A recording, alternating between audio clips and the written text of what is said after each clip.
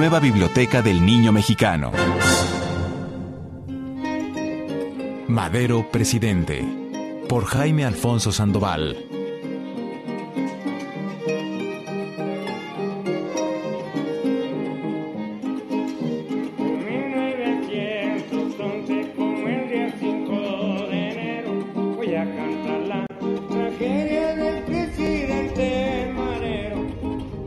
Temblores. Ese día fue muy movido, como un terremoto. Pero de verdad, ese día tembló y se cuartearon unas iglesias, se dañaron algunas casas en la colonia Santa María la Ribera y se derrumbó una parte del cuartel de jóvenes soldados en San Cosme. Hasta muertos hubo. Era miércoles 7 de junio de 1911 y a pesar del temblor, 500,000 de personas en la Ciudad de México estaban más puestas que un calcetín para la gran fiesta. Desfile, bandas de música, cohetes, todo para recibir a un señor bajito, sonriente y vestido de negro, llamado Francisco I. de Ignacio, aunque entre familiares y amigos lo llamaban simplemente Panchito.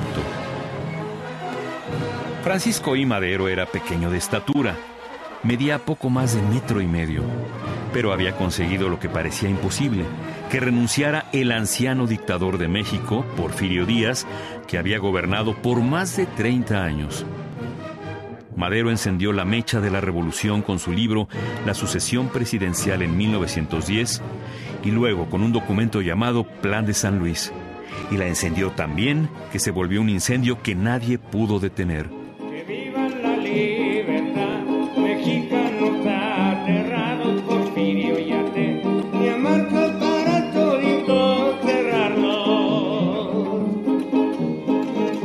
Eche Francisco y Madero al lado de su cuadrilla, que ser un Porfirio Díaz tiene que entregar la silla. Se dice Porfirio Díaz, adentro de ser su ley, yo la silla no le entrego, yo quiero tener a ver. En ese momento don Porfirio ya estaba más allá del Océano Atlántico, en París, tal vez visitando la nueva Torre Eiffel. Entonces, ¿ya se había acabado la revolución? Ojalá. Esa era la esperanza de muchísimos mexicanos que vivían en la pobreza, en la explotación y esperaban un país nuevo, diferente, justo.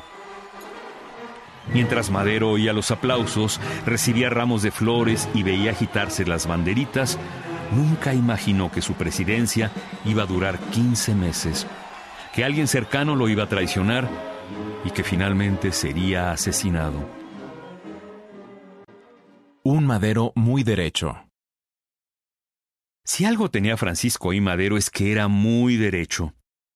No llegó nada más a sentarse en la silla presidencial, esa dorada tan bonita en la que años después se retrató Pancho Villa.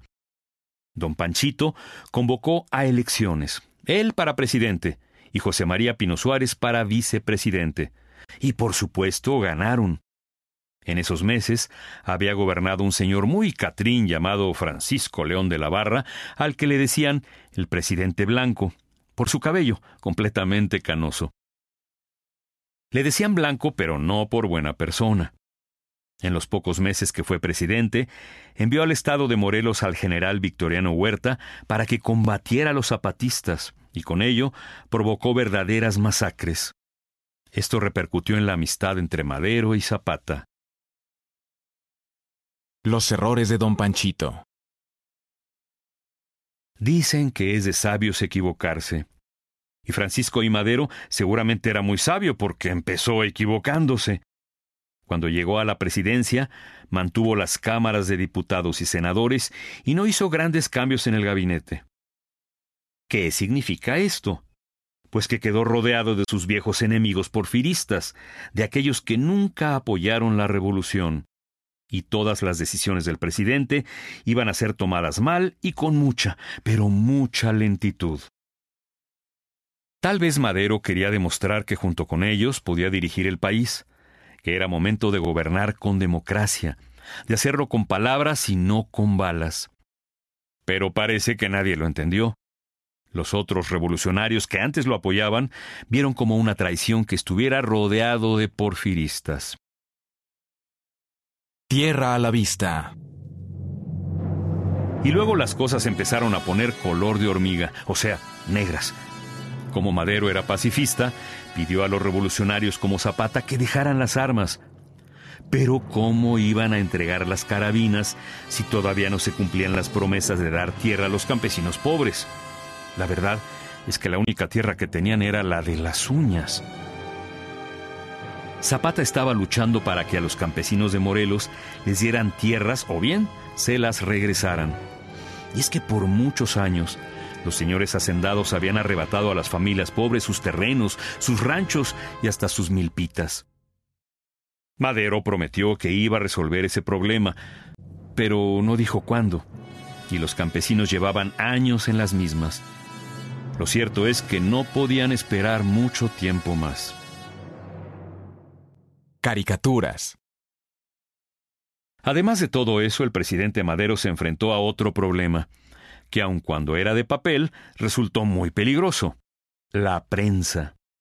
En el gobierno de Porfirio Díaz, los principales periódicos del país recibían un dinerito o dinerote por abajo del agua para que no criticaran al presidente ni hablaran de nada importante.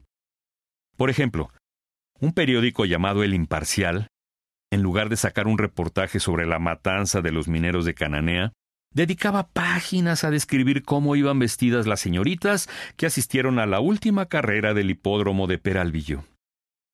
Con Madero, la repartición de dinero a los periódicos se acabó. El gobierno no iba a pagar para que les dieran una maquilladita a las malas noticias, ni que se hicieran de la vista gorda ante una injusticia. Cada periodista podía opinar libremente.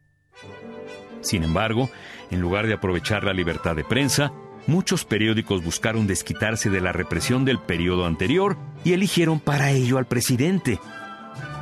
Salieron muchísimas caricaturas en que se hacía burla de Madero, de su estatura, que si se estaba quedando sin pelo, que era indeciso. Se metieron hasta con su familia. Parecía el deporte nacional. Péguele a don Panchito.